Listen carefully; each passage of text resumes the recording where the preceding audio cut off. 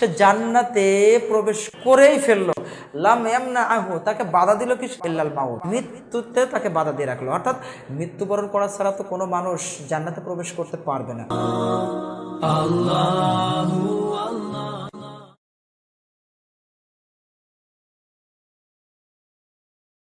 শ্রেষ্ঠ দোয়া কি, এই বিষয়ে জানতে চাই। সম্মানিত দর্শক শ্রোতা মণ্ডলী, শ্রেষ্ঠ দোয়া কি, কেন, কখন, কিভাবে পড়তে হবে, বিষয়টি নবীজি সাল্লাল্লাহু আলাইহি ওয়াসাল্লাম তিনি আমাদেরকে জানিয়েছেন। নবীজি সাল্লাল্লাহু আলাইহি ওয়াসাল্লাম তিনি জেনেছেন আল্লাহ সুবহানাহু ওয়া তাআলার কাছে। আল্লাহ সুবহানাহু ওয়া তাআলা যেহেতু নবীজি সাল্লাল্লাহু আলাইহি ওয়াসাল্লামকে পৃথিবীতে পাঠিয়েছেন বার্তা বাহক হিসেবে, যা আল্লাহ সুবহানাহু ওয়া তাআলা কুরআনুল কারীম 33 নম্বর সূরা সূরা আহজাবের 45 নম্বর আয়াতে কারিমার মধ্যে আল্লাহ সুবহানাহু ওয়া তাআলা বলছেন, আ'উযু বিল্লাহি মিনাশ শাইতানির রাজীম,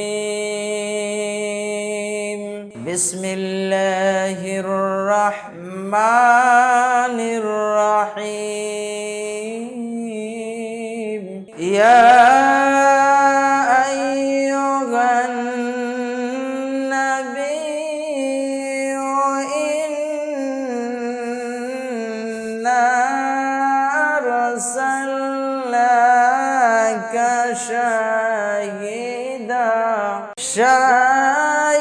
শাহিদান ওয়া মুবাশশিরান ওয়া নাযীরা ওয়া দা'iয়ান ইলাল্লাহি বিইযনিহি ওয়া সিরাজাম মুনীরা। আল্লাহ সুবহানাহু ওয়া তাআলা বলেন, হে নবী, আপনাকে আমি প্রেরণ করেছি সতর্ককারী হিসেবে, সাক্ষী হিসেবে এবং মুবাশশিরা ওয়া নাযীরা, সুসংবাদ দানকারী হিসেবে এবং সতর্ককারী হিসেবে আমি তোমাকে প্রেরণ করেছি।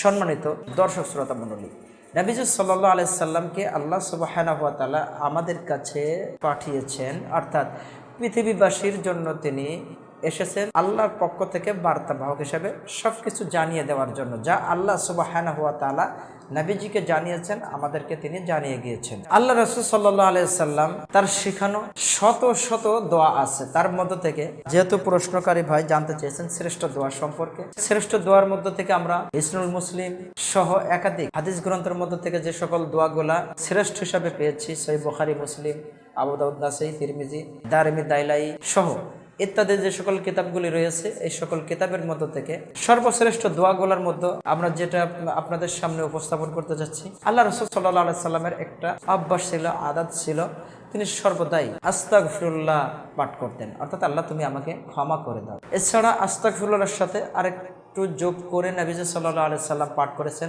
আস্তাগফিরুল্লাহাল্লাযী লা ইলাহা ইল্লা আনতা হাইয়ুল কাইয়্যুম লা ইলাহা ইল্লা হুয়া ওয়া আতুবু ইলাইহি। এই একটা দোয়া পড়েছেন। শব্দটি আরেকটু ব্যতিক্রম ভাবে আসছে, আরেকটি হাদিসের মধ্যে আসছে।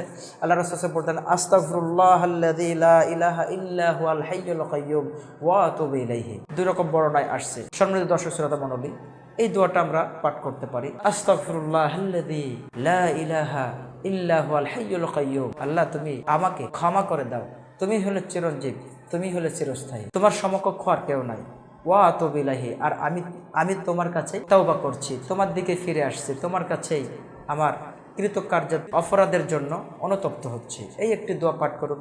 এছাড়া আল্লাহ রাসূল সাল্লাল্লাহু আলাইহি ওয়াসাল্লামের সাহাবী হযরত আবু বকর সিদ্দিক রাদিয়াল্লাহু তাআলা আনহু তিনি একটা দোয়া বর্ণনা করেছেন, যা আমরা সালাতের শেষ অংশে পাঠ করে থাকি, আল্লাহুম্মা ইন্নী যালামতু নাফসি যুলমান কাসীরান ওয়া লা ইয়াগফিরুয যুনুবা ইল্লা আনতা ফাগফিরলি মাগফিরাতাম মিন ইনদিকা ওয়ারহামনি ইন্নাকা আনতাল গফুরুর রহিম। একটি দোয়া, অর্থের দিক দিয়ে দোয়াটা অনেক পারফেক্টেবল, অর্থাৎ আমরা সালাতের শেষ অংশে আল্লাহর কাছে পানা চাই, আল্লাহর কাছে মাফ চাই, আল্লাহর কাছে দয়া চাই, আল্লাহর কাছে এই দোয়াটা আমরা পড়ে যেভাবে আল্লাহর কাছে চাই, ঠিক আমরা অন্যান্য সময় এই দোয়াটা পড়ে আল্লাহর কাছ থেকে আমরা এই জিনিসগুলো চাইতে পারি।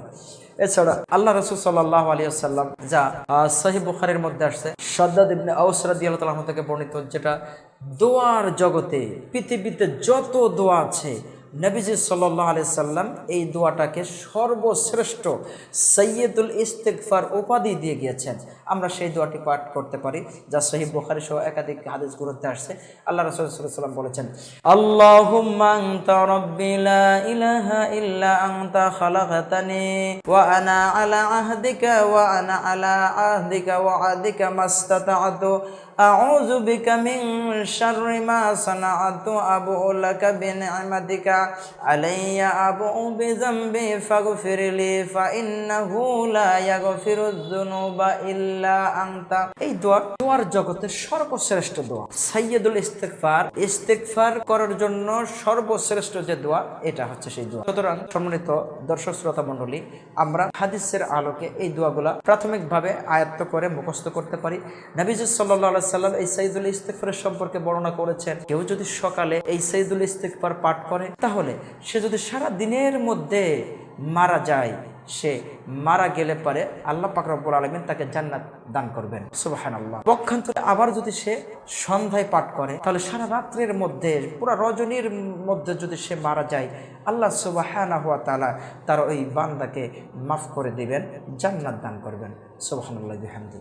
তাই আসুন আমরা এটা পাঠ করি। এছাড়া আল্লাহ রাসূল সাল্লাল্লাহু আলাইহি সাল্লামের আরেকটি হাদিসে আসছে যে 5 ওয়াক্ত সালাতের উপরে যদি কেউ সূরা বাকারার 255 নম্বর আয়াত, যেটাকে আয়াতুল কুরসি বলা হয় হাদিসের ভাষায়, 5 ওয়াক্ত সালাতের পরেই পাঠ করুন। পাঠ করলেই রাসূল সাল্লাল্লাহু আলাইহি সাল্লাম বলেছেন, যেই ব্যক্তি এই আমলটি করলো, অর্থাৎ 5 ওয়াক্ত সালাতের পরে আয়াতুল কুরসি তেলাওয়াত করলো, সে জান্নাতে প্রবেশ করেই ফেললো। লাম ইয়ামনাহু, তাকে বাধা দিল কি? ইল্লাল মাউত, মৃত্যুতে তাকে বাধা দিয়ে রাখলো। অর্থাৎ মৃত্যুবরণ করা ছাড়া তো কোনো মানুষ জান্নাতে প্রবেশ করতে পারবে না। তাই আসুন আমরা এই দোয়াগুলা মুখস্থ করি, যাদের মুখস্থ আছে আমল করি। আল্লাহ পাক রব্বুল আলামিন আমাদের অত্র হাদিসের যে বর্ণিত দোয়াগুলোর কথা বলা হলো, এই দোয়াগুলোর উপরে আমরা আমল করি। আল্লাহ আমাদের সহায়ক। আমিন। আল্লাহু আল্লাহ।